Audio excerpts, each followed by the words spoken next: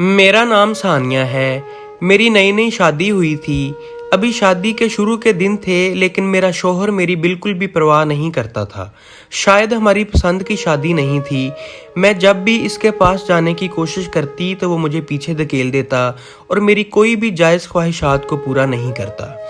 शुरू में तो मैं ज़िद करती थी, मुझे वो मोहब्बत चाहिए, लेकिन अब मैंने अपने शौहर से ज़िद करना छोड़ दी क्योंकि वो मेरी ख्वाहिशात को पूरा ही नहीं करता था।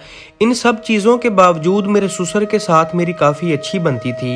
मेरा दिल चाहता था कि मैं अपने शौहर की सारी बातें अपने ससुर को बता दूं, लेकिन फिर दिल में सोचती थी कि इसमें भी मेरे शौहर की बदनामी है।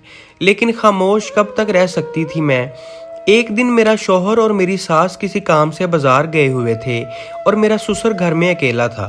देखने में वो काफ़ी जवान और तंदुरुस्त नज़र आता था।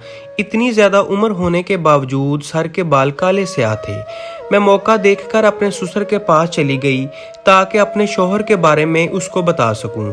अपने शौहर के रवैये से तंग आकर कभी तो ख्याल आता था कि अपने ससुर के साथ ही प्यार मोहब्बत की बातें कर लूं, लेकिन कभी हिम्मत नहीं होती थी।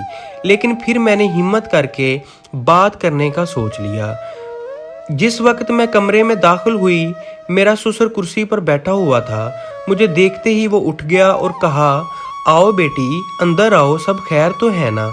मैं अपने ससुर के पास जाकर बैठी तो मेरा दिल उन्हें देखकर अजीब सा महसूस करने लगा।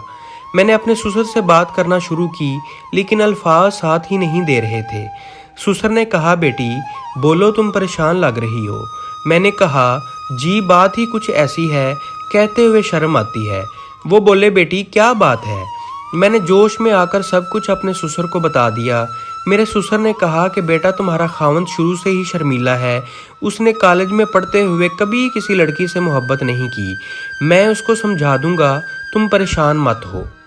उस दिन से लेकर आज तक मेरे खावंद ने मेरे साथ बहुत अच्छी ज़िंदगी गुजार रहा है और मेरी हर जायज़ ख्वाहिशात को पूरा करता है।